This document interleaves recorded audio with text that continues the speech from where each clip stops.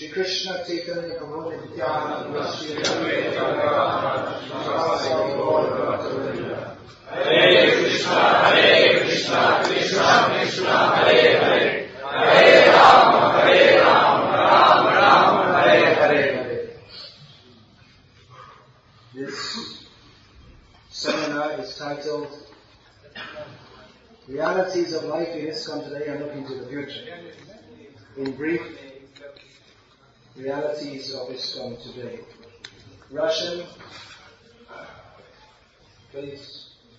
Russian devotees. Results русский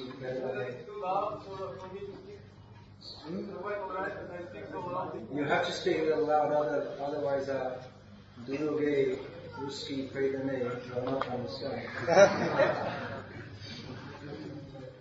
Sorry for Russian. So, in brief, this seminar can be called Realities of ISKCON Today. So what is the meaning of this? What is the meaning? First question is, what is reality? What do we mean by reality? There is a saying, hard-headed realist. Have you heard this saying? Hard-headed realist. There's also soft-hearted devotee. Where do these two things meet? What is reality? How are we to view reality? What is reality? Reality to each individual can be understood as his experience of reality. Each person perceives reality in a different way. But then ultimately reality means the way Krishna sees things, because he's the really real person. He's the Vasudeva Satya, the real truth. So ultimately, reality means to see as Krishna sees, and that's also Krishna consciousness. In one verse in the Bhagavatam, it's stated that Krishna consciousness means to see the universe as Krishna sees it. So in other words, we can understand reality through Shastra, because Shastra means what Krishna has given us to help us to see reality. Because at the present time we see through our own perceptions, which are influenced by Dham, Pramad, Vipralipsa, Kaya, Partava, which means illusion, the tendency to make mistakes, the cheating propensity, and the imperfect senses. So reality we have to understand from Krishna's point of view, and from Krishna's point of view, reality is all bliss. Ultimately everything is all bliss. What is reality? You look in the newspaper, in America dropped their bombs on Iraq yet. This is reality. What is the news? The news is that Krishna is dancing in Vrindavan with Radharani. Chaitanya Mahaprabhu is dancing in Mayapur eternally. So this is reality. Of course, we may say, well, that's all right for Paramahamsas, but I'm here, and as many people, totally non-religious people, say, well, it's all right for you to talk about Krishna, but I've got a wife and 3 children, and I can go home and talk to them about Krishna, and they'll say, we didn't eat yet, so where's the money? Reality means go out and bring the bread. Don't talk about Krishna. So that's one level of reality, and for persons who are without bread, that is their experience. They don't want to hear about Krishna. So these are various levels of reality. Ultimately, reality means ananda, simply bliss. And in the material world, it's nirananda, no bliss, only misery. And spiritual life means to come from the position of being in illusion and misery, and to come to our actual position of happiness. That means to understand reality as it actually is. But it's not that we can immediately take a high jump into Rasa Leela. There is a method, the process of sadhana bhakti, by which we can gradually become purified so that we can enter into that, we say higher reality, actually that is the only reality. There is a process by which we can follow that. We can follow that and become purified and understand ultimately what reality is. But then, even those who are on the topmost platform, Paramahamsa Vaishnavas, they also come to this material world and preach Krishna consciousness. And when they preach Krishna consciousness, then even though themselves, their own vision is simply to see Krishna and the spiritual world, they also see the world in a different way to that of a pure devotee who's not preaching. In other words, they discriminate according to material categories. A preacher has to see what is right and what is wrong, that there is a difference. He has to see those who have to be preached to, see what is their condition and preach to them. In other words, he has to see this material world, what's wrong with it, and try to correct it. That is the duty of the preacher. So even a Paramahamsa Vaishnava, even though ultimately his vision is only of Krishna and the happiness of the spiritual world, but he also sees the reality of life in this material world. Otherwise you can't preach. So here we are all here, and we are in the position of trying to come to the ultimately pure platform of Krishna consciousness, where this reality is perceived as simply the spiritual bliss of being with Krishna. But then even if I were to attain that, still the order of Srila Prabhupada and all our acharyas is to preach Krishna consciousness. So we have to retain somewhat of the vision of seeing reality in a manner that is, we could say, practical to the affairs of this material world. So I'm going to discuss in this seminar something about realities of ISKCON today. So, reality, there are so many levels. From Krishna's point of view, he's standing with Radharani and the Ashtasaki, and he's simply smiling all the time. We don't see him getting a headache or any such thing. But it is the duty of his devotees to always serve him in such a manner that he can go on very nicely, enjoying. And this movement is meant, as Prabhupada has written in one purport, that the purpose of this Krishna consciousness movement is that those who are participating in it, they can take part in the Rasa Leela of Krishna. This is the purpose of ISKCON. Prabhupada has written in several places, he's defined the purpose of ISKCON in various ways. In one place he said that the purpose is to join the Supreme Lord in his pleasure dance. So, reality. We're going to take a bit of a hard-headed look, hard-headed realism, but not simply hard-headed, because devotees are supposed to be soft-hearted also. I've heard it said, it's one of those Prabhupada says. You've all heard many of these Prabhupada says.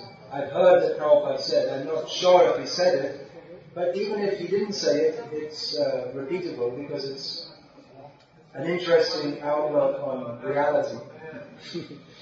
That a devotee should see with one good eye and one bad eye. In other words, we are, at least this is how I understand it, devotee is supposed to see the good in everything. He's not supposed to be a fault finder or a critic. But at the same time, a devotee should be discriminatory. He should, on one hand, you have to see the good in everything and everyone, but on the other hand, one has to discriminate between, in so many ways, the devotee has to discriminate between what is a favorable situation for my advancement and what isn't, between devotees who are good association and those who are not. A devotee has to discriminate between right and wrong. So that means he has to see that there's something is wrong here. That is required for advancement in Krishna consciousness. But on the other, so one has to, that's the bad eye one should see with. And the good eye one should see that even so many things are wrong and we have to try and rectify them, or at least if we can't rectify, remove ourselves from that situation, or whatever the response may be that is most favorable for our advancement. But at the same time, we should always see with a good eye also that ultimately, just like Sureshwar Prabhu was saying, he's come to this seminar to see, am I part of the problem or part of the solution? So I said that ultimately there is no problem, because in Krishna consciousness there are no problems. Ultimately there are no problems, which may sound, some of our hard-headed realists will say, you can't say that, there are so many problems. And then they talk about some of the problems. But we should understand that ultimately the only real problem is, yes, it's all about, we are the problem. What is the problem? We are the problem. Ultimately the problem is that we are not Krishna conscious. That is the mother of all problems, and the father also. So reality, let's do 3 words. Realities of ISKCON today. So then the next question comes, what is ISKCON? ISKCON means the International Society for Krishna Consciousness. So ultimately, ISKCON is there wherever devotees are cooperating to serve Srila Prabhupada's orders. Prabhupada is the founder Acharya of ISKCON. Where there is Krishna consciousness, particularly as given by Srila Prabhupada, that we can say, even the attempt to be Krishna consciousness, to be in Krishna consciousness, that is, in the broadest sense of the term, ISKCON. And we also have the registered, or the formal society. Some people say, well, that's just an institution. But it's Prabhupada's institution, it's Prabhupada's set up. It's not to be discarded. It's not so some people, well, it's just a material institution. It's not a material institution, it's a spiritual institution, because its purpose is to serve Krishna. So, what is ISKCON? Well, it's very difficult to define fully, as we can see when we come to this Mayapur festival. ISKCON is a very big organization. And even to list all the different programs that are going on in all the different countries, and even sometimes you see the list of centers and you see the names of some of the countries and you never heard of the countries before. ISKCON is spread so widely with so many projects and so many places. It's a very big organization.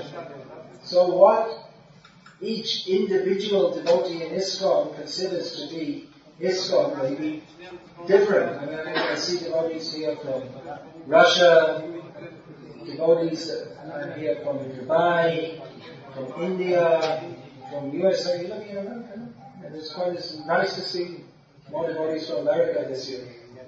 It used to be only Americans, practically. That was a long time. So there are devotees from different places in the world. And the reality or the state of health of ISKCON in your particular area is probably different to that in other areas. In some places, ISKCON is very vibrant and dynamic and expanding, and in other places ISKCON in the whole country, it means there's one or two brahmacharis trying to carry things along. So, reality, for some people, if we're going to talk about some of the hard-headed realities, to some of you, it may seem like, everything's wonderful, what's the problem? What is the problem? Well, in a hard-headed term, what we often see, unfortunately, is that then another question may come, why are you going to discuss this at all for me? It's all blissful here and wonderful, and everything is true. Everything's blissful and wonderful. Because this is the spiritual world, and spiritual existence means to be with many devotees and chant and dance and be happy. But then, what we've often seen, to talk in terms of hard-headed realism, is that many devotees, they are enjoying the bliss of Krishna consciousness, very happy, maybe coming to Mayapur or in their own area or whatever, chanting Hare Krishna and being happy. But all of a sudden, or maybe not all of a sudden, they are confronted with some difficulties which they didn't expect in a spiritual movement, and being unable to reconcile in their minds the difficulties or the discrepancies which they, with their two eyes and with all their senses, can perceive. They perceive something is seriously wrong here. If this is spiritual life, then I don't want anything to do with it. And then you don't see them anymore.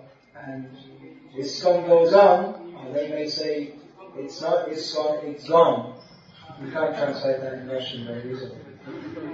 That we used to hear quite often, it's gone. People used to say, ISKCON, it's gone. But the people who say that, actually they're gone and ISKCON is going on. So they may, then we get a whole category of devotees or whatever you want, anyway, who to justify, I don't analyze their psychology too much, but their the main thrust of their focus is simply pointing out the faults in ISKCON to show that actually it's a very wicked, corrupt organization. And you can also, apart from your local situation, judging reality of ISKCON, you can also judge ISKCON from what you see on the internet, and it's pretty dangerous. It's like I compare the internet to, if you want to surf the internet, it's like going through a fish market. You're going to get some bad smell. So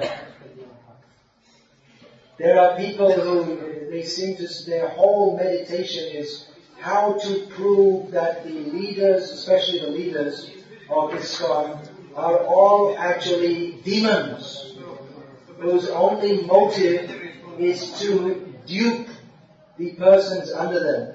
And therefore, these persons, out of their great compassion, are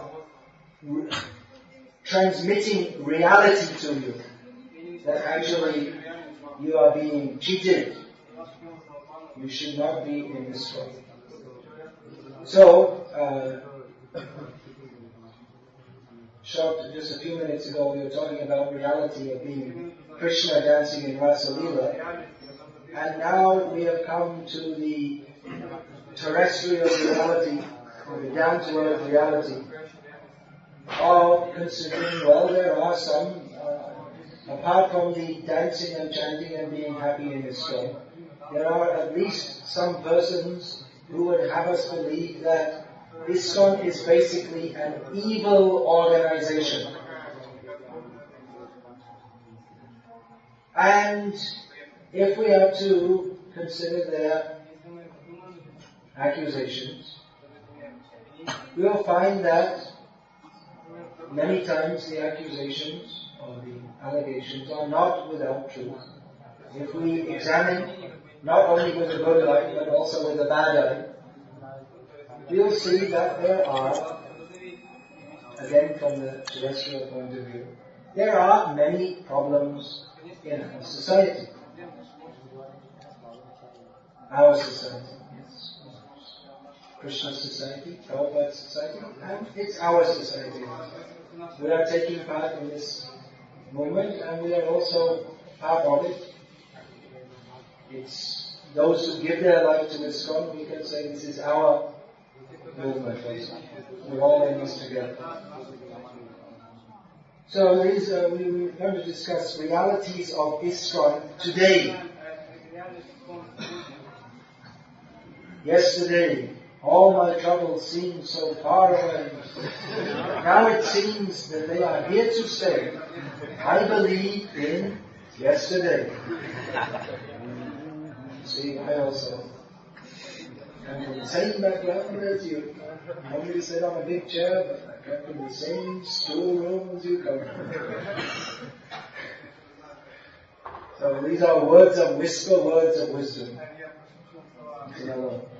So yesterday, there are some devotees who harp on the good old days. In the good old days of ISKCON, everything was good. That was yesterday. And now it's today. So, ISKCON today as compared to yesterday. Let us note down a few points of difference between ISKCON yesterday.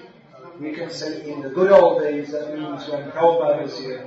And then of course after Prabhupada left, then the bad boys moved in and took everything over. So, how is ISKCON different to what it was previous to and up to November the 14th, 1977?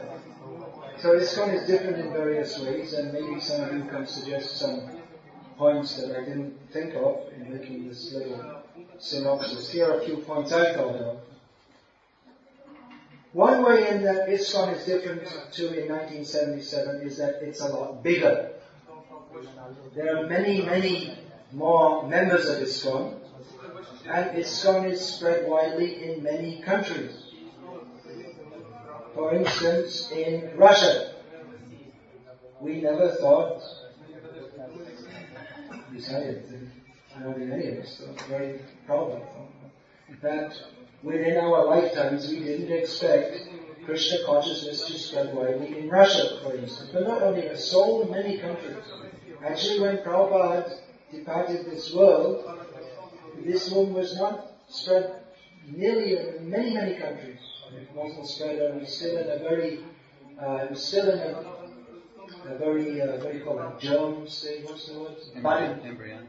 Yeah, budding stage, embryonic stage. ISKCON Mayapur was, it was basically, there was one, that one building was built, and this one building was built in Prabhupada, and the temple room, it was basically two buildings in the middle of fields. So Mayapur has developed so much, there's so many centers all over India and all over the world, so ISKCON is much bigger. So bigger means bigger problems also. That is inevitable. We should, realistically speaking, we should understand that. That bigger will mean there are bigger problems, more problems. But we do tend to take it for, there's a tendency to kind of take it for granted that the movement is much bigger and it continues to grow despite various occasional volcanoes, explosions, or more like implosions. You know what implosion means? It's the opposite of an explosion. Explosion, everything goes like this. And an implosion, everything goes like this. So despite all these things, ISKCON does continue to grow. There are many, many more books published, Sri Prabhupada's books, other books.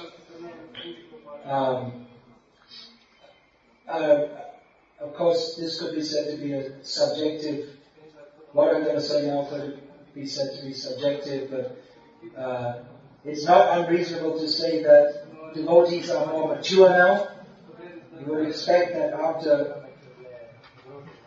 as time goes on, devotees will become more mature in their outlook, in their dealings in so many ways. Now, one very great difference between ISKCON in the 1970s and now is a demographic one. That most of in the 1970s, almost all the members or initiated devotees in ISKCON lived in temples. There weren't so many Grihastha devotees, and they almost all lived in temples. It was unusual that there were initiated devotees or any serious devotees not living in temples. There was ISKCON that's inside the four walls, and if you're outside the four walls, you're in Maya. Krishna consciousness goes as far as the door. Outside, it's all Maya. If you're living outside, you're in Maya. That was it, pretty much. Nowadays, most of the members of ISKCON don't live in temples. Most of the initiated members, and even devotees who are doing a lot of service in so many ways, they don't live in temples. Which actually in the 1970s, we couldn't imagine that either. We just thought ISKCON's going to grow more and more, means we can open more and more temples, and then, ultimately everyone's just going to be one big temple. So that's another change. Now, another point I saw, there was last year that we were getting reports of ISKCON's Rath Yatra in London being organized, and it was described how they got prime time TV coverage, and it was one of the biggest festivals in England throughout the year in terms of numbers of people attending. Very big and successful festival, and at the end of it, one MP, Member of Parliament or Lord or some, part of what is called the establishment. You don't have a term for that in Russian, I don't think so. It's a very British or American when I said that also. So he said to one of our devotees, now you are part of the establishment. That means part of the established social order. In the 1970s, our movement was considered weird, crazy, general perception, rebellious. It was against the social order. Many people, they didn't like it. Ordinary, down-to-earth, honest citizens of the world in general, they thought that this movement is, and there are still many people who think like that, thought that this movement is a social anomaly and it's something crazy and wrong. But Lord such and such or MP such and such said that now you are part of the establishment. Now I don't know whether that's good, because personally I don't want to be part of the establishment. But it shows that, at least in many eyes, our movement is socially accepted, which it wasn't previously. Even in India, there was some level of social acceptance, but until maybe the mid-80s, many people in India thought that our movement, or they suspected that our movement was a CIA operation. And quite seriously, the question even came up in Parliament, in the Indian Parliament. Someone brought up the question, is ISKCON, is it part of the CIA? It's amazing, isn't it? I mean, if we had American government money, we wouldn't mind, but Of course, there are some people who still say that there are people planted by the American government in our movement. I don't know about that. I don't have that much insight on reality. You never know. So, Hare Krishna. There's another sarcasm. Don't quote me. So, you have to be careful what you say. You know, it'll be on the internet tomorrow. It's on there now. Live broadcast. Bhakti Vikasa Swami suspects that there are CIA plans in ISKCON.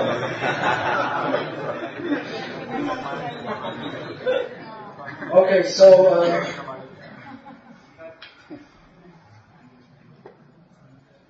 one difference, one inevitable result of time between 1977 and 2003 is that the members of the Krishna consciousness movement, what's an inevitable result of time? They're older. Mostly in our movement in the 1970s, young people were joining. When I joined, anyone over 25 was considered a ripe old man or woman. There were very few old devotees who were older, physically older. So sometimes people used to ask us, well, where are the older people? And now sometimes they ask us, where are the younger people? In places where we're not making so many devotees. The older ones are still left, but another demographic change. There's more. There are devotees from all age groups. And one thing that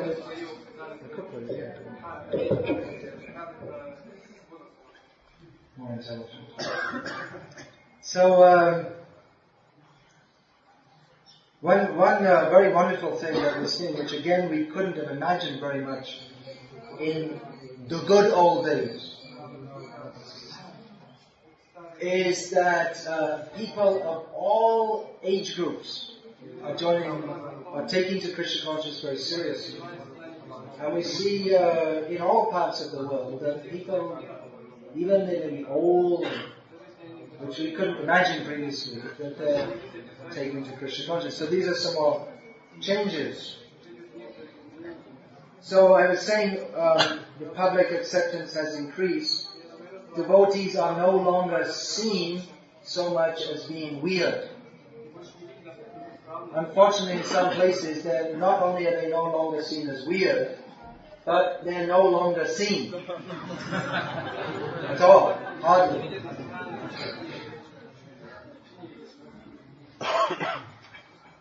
I had that experience a few years ago. I visited America. I was walking around in New York City, and a lot of people, I saw many people, Haribo! So people saying, well, I haven't seen it for about 20 years. What happened? So, devotees are often worried, what do the public think about us? But I would think in many places the problem is that the public are not thinking about us at all. They don't even know anything about us. Actually, I'll relate a very sad experience from last summer in Dublin in Ireland. We were on a Harinam party and I was handing out leaflets. And one young lady asked me, well, what's all this? I said, well, this is the Hare Krishna movement. We chant Hare Krishna, this and that. What? And he said, I never heard of that. I asked her, where are you from? She said, New York City. He's about 25 years old. Never heard of the Hare Krishna. So this is reality, as I have perceived it, is that for all that we take ourselves very seriously and we argue, does the Jiva come from Vaikuntha or from the Brahmajyoti or so many things like this. We take ourselves very seriously, but from the from the external point of view, we talk about, how when we take over the world, we're going to do this and we're going to do that. From the external point of view, our movement, it's not a very significant part of human society in the world in 2003. It is significant. It's the only thing that's significant in the world. Everything else is completely meaningless, ultimately. But from the social point of view, our movement is, in the Western countries, it could be seen as something that survived the hippie days, just about. Even in India, ISKCON it's well known. You'll find in the newspaper they'll put pictures, they'll put ISKCON devotees, they'll put a photograph. I just saw in the Bengal newspaper some photo of. There's a report, very strict security at ISKCON Mayapur. They just put ISKCON. In other words, it's a household word among educated people in India, ISKCON. So that's good. But at the same time, it's not that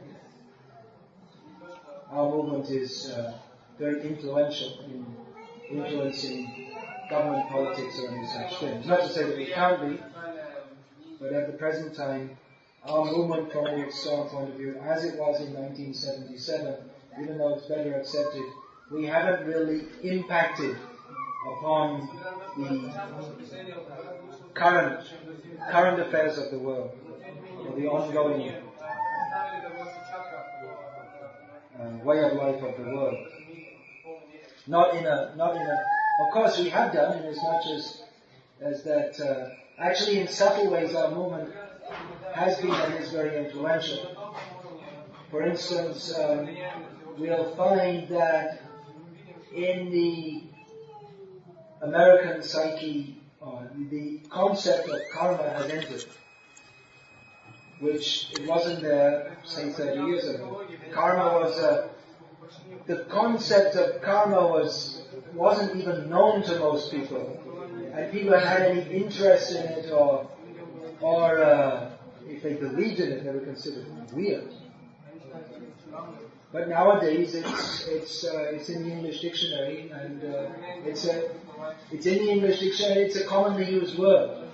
Now, most people who believe in karma, they may tend, in America, they may tend to think of it more as a Buddhist concept.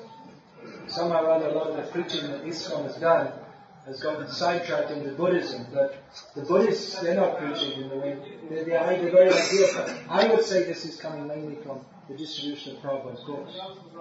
They're having their effect. Now, of course, I was speaking what you could say a rather negative way about the acceptance of our movement. But again, it'll be different in different countries. I mean, what our movement is in Africa and how it's accepted, how it's seen, I have no idea. It's such a big movement that we can't know everything that's going on everywhere. But I'm saying in America, most people don't know us. But then again, there are many young people, especially in America, who they may not know very much about us, but they have a general impression that this is a genuinely spiritual movement. You're nodding your head there. So you're a young man from America who's now a Vaikuntha Dut, a messenger of the spiritual world. So you're moving with that society, and he can attest to the fact that among the young, I guess you could say more intellectual type or whatever in America, that there is some awareness of our movement and in good esteem. They think of our movement as being something genuinely spiritual. Now, one very big difference between pre-1977 ISKCON and 2003 ISKCON is that in that, how is it? 5:15. Is that in 1977 there was Prabhupada. That's a lot of difference. Now, some people say that Prabhupada never left, and that's also true in one sense. But in a very real sense, also, it's very real to say that Prabhupada never left. But it's also very real to say that he hasn't. And it makes a difference. when Prabhupada was personally here, there were so many controversies. Don't think that all the controversies began on November 15th, 77. There were many controversies, many problems, many wild, weird and wonderful things going on. But Prabhupada was there and Prabhupada was able to resolve them. One thing because devotees respected Prabhupada's words so much, and another because Prabhupada was very expert in dealing with devotees, and many of the big controversies and big problems that are going on and on in our movement, we could presume that Prabhupada would give these, when controversies came up, Prabhupada would give this siddhanta, or the clear exposition of these problems, and that would be it. Prabhupada said, and not only said, but explained this is the situation, and then it was accepted. For instance, there was a very big controversy in 1975 about the relative positions of renunciates, brahmacharis and sannyasis, vis-a-vis grihastas. And it was, as I was saying, at that time, mostly the number of grihastas in our movement was much less, and the brahmacharis and sannyasis were mostly saying, well, grihasta means you're practically useless. So Prabhupada gave the siddhanta that, actually, without Krishna consciousness, everyone is useless. But anyone who takes to Krishna consciousness, they should be accepted and not mal-judged due to their ashram. So there was Prabhupada. It made a lot of difference, we can say, to the situation now. There were not many gurus in our movement. Nowadays there are many. Of course, Prabhupada is the guru of our movement. He's the founder of ISKCON. Guru in ISKCON means who is a faithful follower of Prabhupada, but still, different gurus have different insights or outlooks. It's interesting, isn't it? Insight and outlook. Insight, what goes on in your head, and outlook, how you see everything outside, depends on what goes on inside. So different insights, different outlooks, different approaches, hopefully, which is one of the things I discussed, hopefully within what Prabhupada has given us. So that's a difference. I'm not at this point going to comment on the various nuances of that difference, but that's a difference. ISKCON is different in that way. That previously Prabhupada was the only initiating guru in ISKCON, and now there are many initiating gurus in ISKCON. That's another difference. Now, another difference is that at that time, GBCs and other authorities were highly respected, which is still true to some extent in some parts of the world. But in general, I think it's quite safe to say that the respect that was accorded to temple presidents, sannyasis, GBCs, and authorities in our movement is less than it used to be. Now, in the 1970s, as I said, devotees call it the good old days. Although if we asked them to go back to the way of living at that time, I don't know how many would, because it was often very rough. For instance, when I joined the temple, it was snowing outside and there was no heating inside. And that was quite common. I think in some places in Russia it's going on even now. But that was quite Satsu Maharaj related, or someone was saying in Boston. In their first temple they had that it was a rough area, so they gave up mending the windows because they just get bricks through them. People would throw bricks through the windows, so they just didn't bother having windows. And then sometimes you'd wake up in the morning and there'd be all snow piled up against your sleeping bag. That's true. You were there. That's where I joined. So it's not simply Folktales. So these were some of the realities also. So reality, good old days. So some of the realities you wouldn't like to go back to. But why are we talking about good old days? You want to go back to the good old days. So if someone's asking the good old days, what should we do? Should we bring a bunch of ice and pile it on them while they're sleeping, and tell them that we want to go back to the good old days? So we're just helping you. That's all. But what are they referring to? They're not referring to the snow piled up on their sleeping bag. But they're referring to the mood by which devotees were happy to tolerate all kinds of austerities and difficulties. They were so happy to be in the association of devotees and serving Krishna. So in our movement at that time, the general mood, and one that was, we can say, is definitely pushed very strongly by Srila Prabhupada, the mood was one of Nishkam Bhakti. No personal desire. Surrender to Krishna. Just surrender, that's all. Immediately. Whatever your attachments are, give them up. Join the temple. Like I said, there is only in the temple and outside. So if you want to become, what do I have to do to become Krishna? You have to, just like Lord Jesus Christ said, sell all your goods and come and join me. That was it. So surrender. No personal desires. Do whatever is required. Don't sleep practically. No sleeping. We didn't say no eating. There's plenty of eating. But many sacrifice, taking on austerity, a very blissful mood, because devotees, we just want to serve.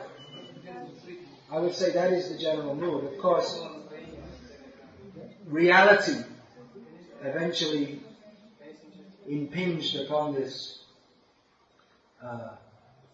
idealistic mood, and devotees found that, well, I was trying to surrender, but I found in the back of my consciousness a very big, huge stockpile of material desires.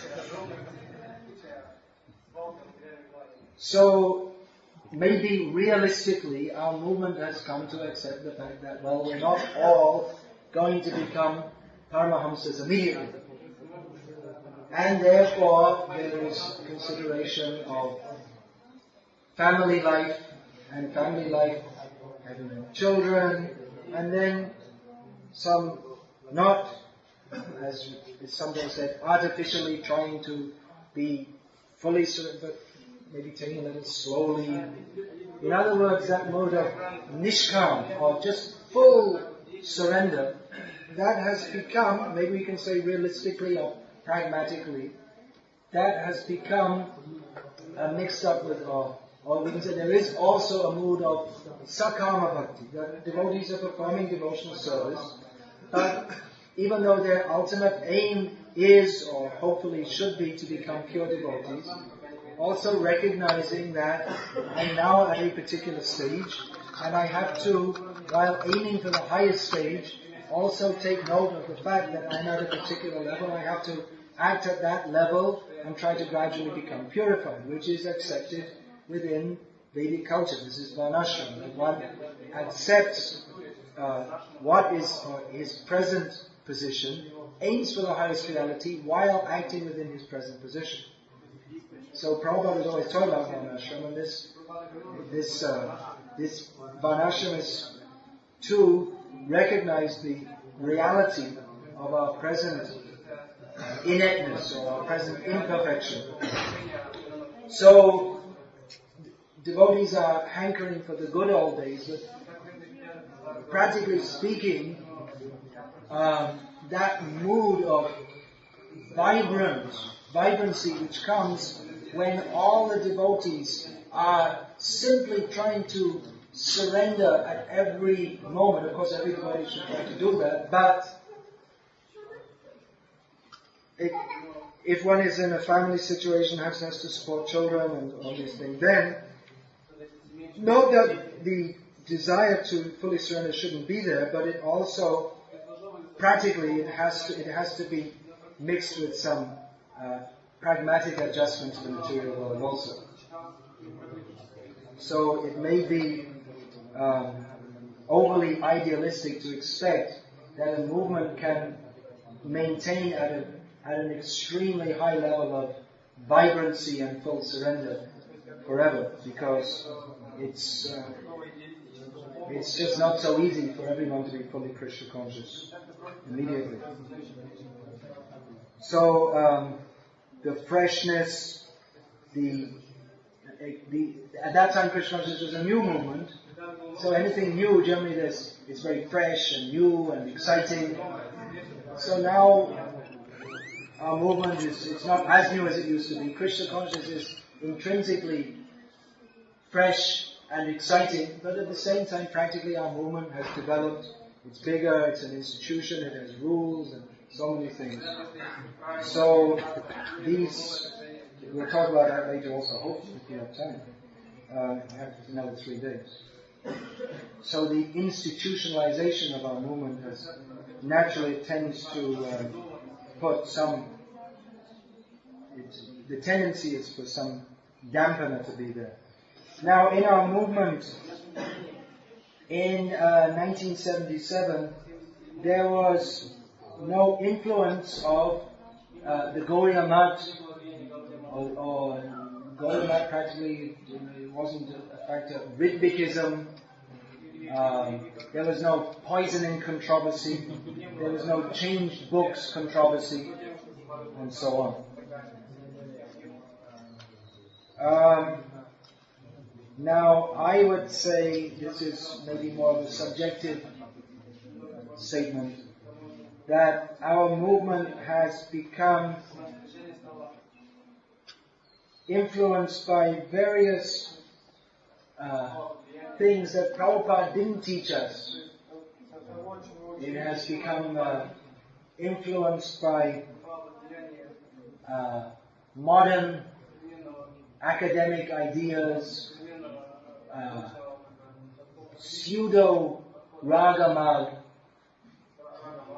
Nowadays in our movement we hear lots more this. I mean, we didn't hear Prabhupada talking. Prabhupada didn't tell stories of Radha and Krishna dancing in the forest of Vrindavan in his lectures.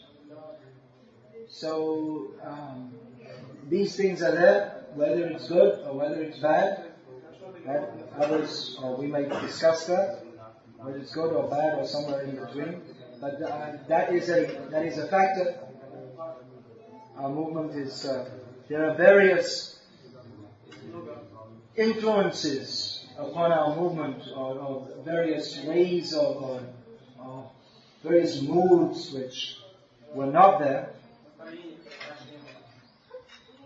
Devotees at that time there were only Srila Prabhupada's books in our movement.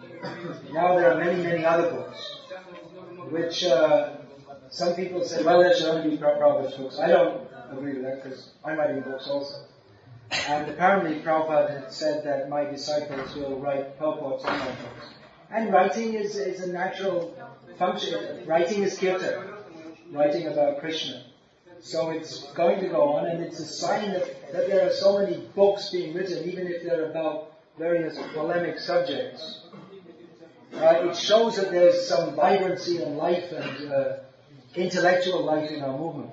If there weren't books being written, I would think it'd be more of a problem. So there are many, but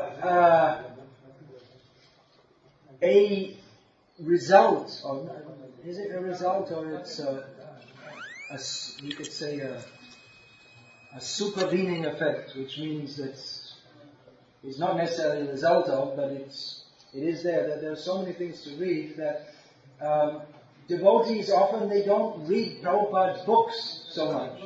They read so many other books, but they don't read Prabhupada's books so much, which means that they're anyway. What the result of that is, we can discuss later. But I personally consider there's some problem there. In many ways, devotees devotees were more innocent in as much as they only knew Prabhupada. And they didn't know so much about history. I mean, when I'm talking about history, I'm talking about the whole Vaishnava history. And they tended to accept. Prabhupada said, okay, fine. That's enough.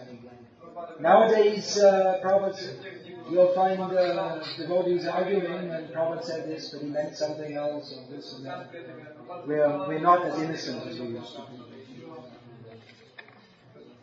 So, our movement today is changed from 1977. That's not necessarily a bad thing, because change is inevitable. That is the very nature of this material world. Change will always be there. Devotees, sometimes they think, well, it should be exactly the way it was in 77. It's not possible. Because material circumstances at least change. The essence must stay the same. If the essence is changed, if we're promoting something which is intrinsically different to that which was given by Srila Prabhupada, then there's a problem. If that has changed, then there's a problem. But if our movement is, in essence, teaching and practicing the same things that Srila Prabhupada taught us, then whatever extrinsic changes may be there, and there will be and there must be, then we can understand. This is my thesis, that if we are actually following Srila Prabhupada, or if the sincere endeavor is there to do so, then despite all the perceived problems in ISKCON, then we're on the right track. And as much as we follow Srila Prabhupada, that much our movement will prosper and grow and be successful. And as much as we don't follow Srila Prabhupada, then we'll again become mice, to use the example that Srila Prabhupada gave. Punat Mushiko Bhava, again become a mouse. You all know the story. The yogi converted the mouse to a cat, to a dog, to a tiger, and back again to a mouse. So,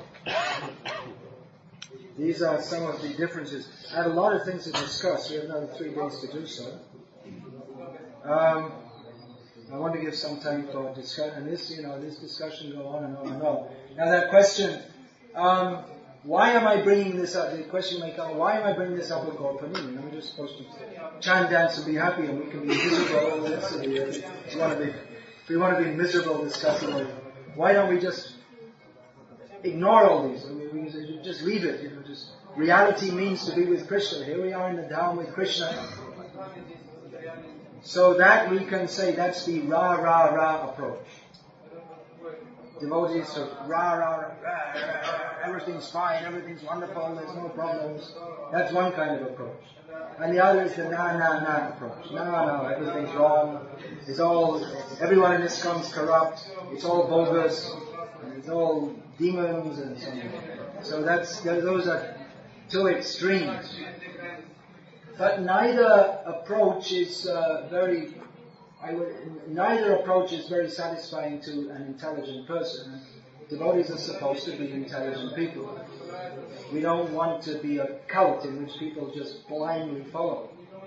We have so much Shastra and explanation. It's not Bible.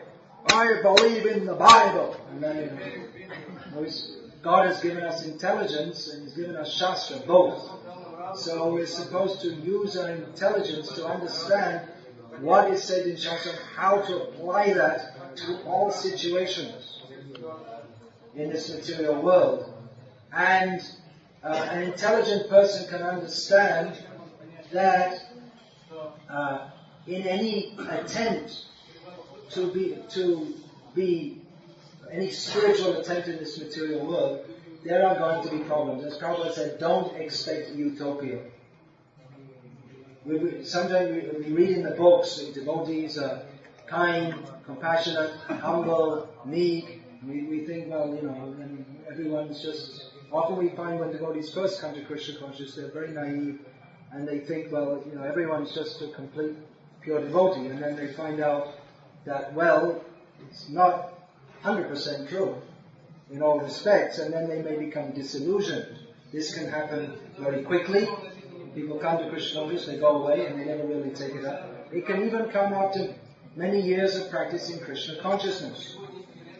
So we should understand that ISKCON is an idealistic movement in a world which is basically, it's a bad place. This material world is not a fit place for a gentleman. Particularly in Kali Yuga, people are prayanal payusha sabya kalavasmin yuge janaha mandasu mandanatiyo mandabhaga hikudutaha. In Kali Yuga, people have short lives. They are unlucky, of bad consciousness, sumandamatiyo, mandabhagya. They're dull-headed, and above all, their minds are always disturbed. So, people who are joining ISKCON, that means us, we all come from this background. We're all people coming to ISKCON. It's not that, there may be some persons who have come from the spiritual world to assist Prabhupada in his mission. Maybe. But even if that's accepted as true, and some people would vehemently deny that, the fact is that we say that Prabhupada came to save us. So we need saving. We're here in the category of being needed to be saved. So basically everyone coming to this movement is very pious. They're trying to become Krishna conscious. But at the same time we have that bag of garbage that we're carrying along with us. And we can, those tendencies, the tendencies are there. And they influence us and how we behave.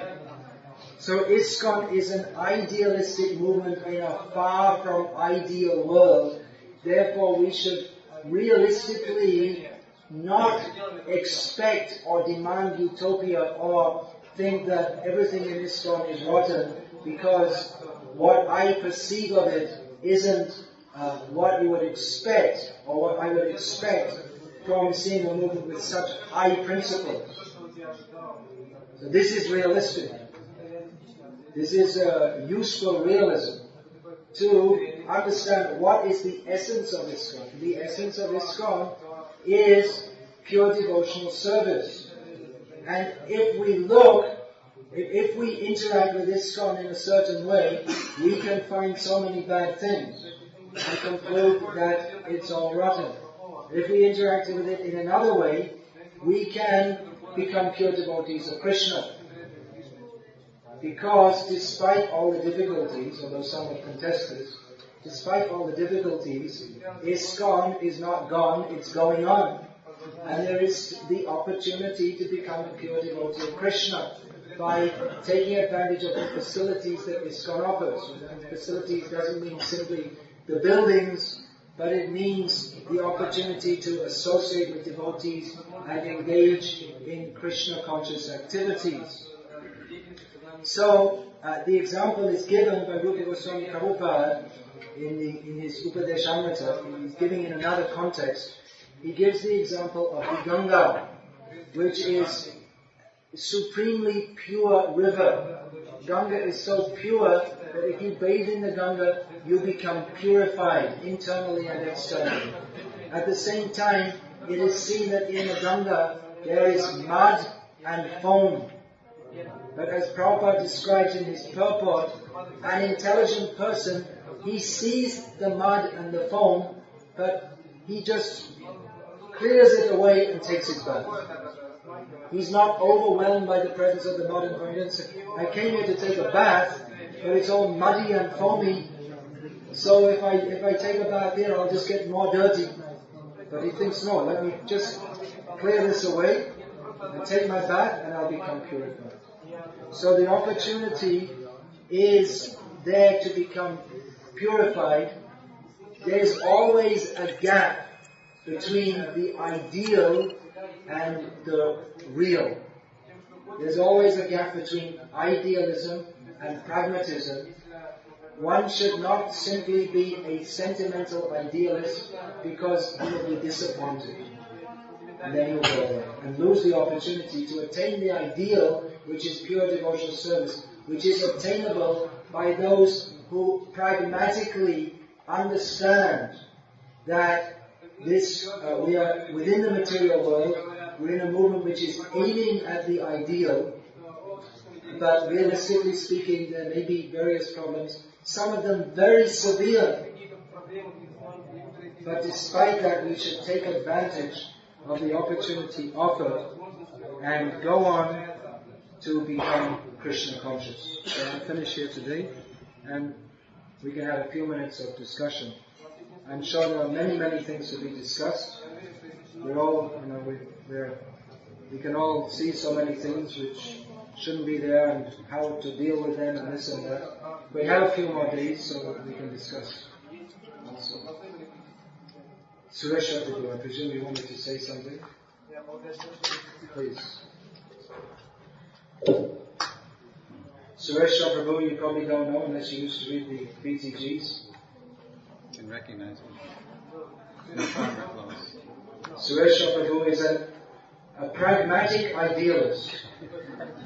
He believes in Prabhupada's instructions of simple living and high thinking. Work the land, chant Hare Krishna, and live on farms. All glories to Suresh Prabhu. Prabhupada's son. Bhakti Vikasa Swami ki Hi. Those of you who are Indian can understand that means the opposite of John. Maharaj, I think what spoke to me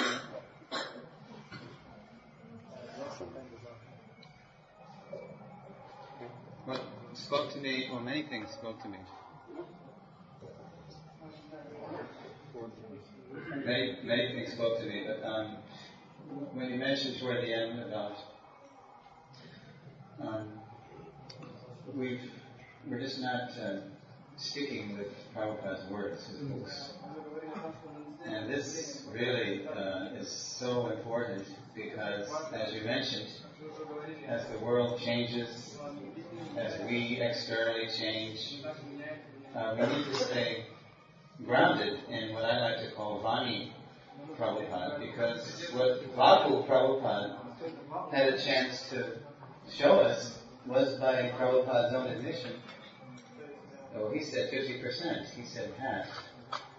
That means that we must know Vani Prabhupada in his instructions to really get the full Srila Prabhupada. I intend to discuss this one. Great. So, that's all I wanted to say for now.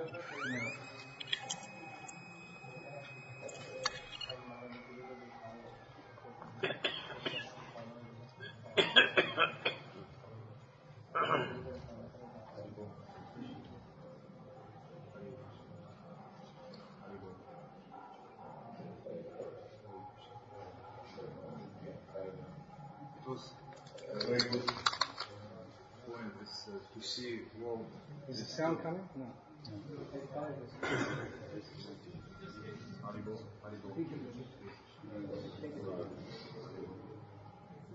Shake it about a little, the wire.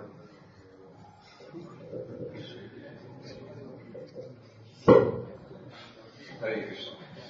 It was a very good point that you said devotees should see world through two eyes, bad and good. And I wonder how we should see Horidhama now, because I'm trying to see only through good eye, but I can see some difficulties. Yeah. Yes, we should. It's not that when we come to the Holy Dham that we suspend our powers of discrimination. When you go outside the gate and you ask for rickshaw to the guard and he says 5,000 rupees, you shouldn't give it to him. You shouldn't think, well, he is a resident of the Dham and everything he does is completely pure. You should understand he's trying to cheat you. So we should be realistic also. Yes. You have to speak louder because this isn't good. Is it then wrong to make distinction between ISKCON, as Prabhupada has given us like spiritual process which will take us back to Godhead, and ISKCON as institution about the politics and like changes through which all material things go. To make it Well, there is a distinction between the... Did everyone hear the question? No? Rephrase it. Is it correct to make a distinction between ISKCON, as Prabhupada said it should be, and ISKCON as we see it is, with the institutionalism and the politics? Is that more or less what you said? on one side the spiritual process which will take us back to Is it Godhead. right to make a distinction between the spiritual process and the down-to-earth, hard realities? Distinction, yes, but at the same time it's understood that the spiritual process is being enacted within the sphere of this material world, and that's part of the directions on how to practice the spiritual process. Some of the very important instructions are on how to deal with this material world. When Chaitanya Mahaprabhu was asked, what is the sign of a Vaishnava? The first thing he said is, Asat Samgatiyari Vaishnava Achara. That a Vaishnava is distinguished, or his proper behavior is to give up bad association. So there are so many injunctions to accept that which is favorable, to reject that which is unfavorable. So the spiritual process doesn't take place in a vacuum. It takes place within the sphere of this material world. Now we try, ISKCON is an attempt to create an atmosphere that is favorable for making spiritual progress. Sometimes it may be, some devotees think, well, I'd be better off outside ISKCON. Because the way I see it practiced in my backyard, I don't find it's very favorable. But that actually wasn't Prabhupada's, that wasn't his response. I'm going to discuss this actually. That Prabhupada's response was to work to improve the situation, not to give up the situation. I intend to discuss this in some detail. I don't have time to, of course. There's so many things to discuss. Another 3 things in there. Okay, so we'll finish there. And then tomorrow I'll do it at the same time. I think I'll be coming back from... No, usually come back around from 1 to 2 o'clock like that. So by the time you come back and take rest and take bath, hopefully, if you're interested to come, you could come again tomorrow, and we'll discuss these topics which I believe they're important, therefore I'm discussing them. I think they're important for all of us, for our own bhajan, or our own progressive development in Krishna consciousness, and also so that we're going to come across so many different things which we don't want to, but we know there may be so many difficulties, so to help ourselves to remain steady on the path of Krishna consciousness, despite all inevitable difficulties in this material world, and also that we can preach to others who may be very much disturbed by various difficulties. So we can try and discuss some of these various points. So if you'd like to come, please come again tomorrow. 4:20, yes. Now, I'm finished yet. Almost. Now, as I said, I'm also writing books. What I have to say, I put the most important things in writing. This is service to Srila Prabhupada, to preach to devotees and others through books. So, preaching to devotees through books means I have to distribute them, so if anyone of you would like to see some of my books, they're being offered here. Here's the Hindi to Bengal dictionary. So as you were saying that, following Srila Prabhupada, so here's some of my realizations and others' realizations on following Prabhupada. It's a book called Jai Srila Prabhupada.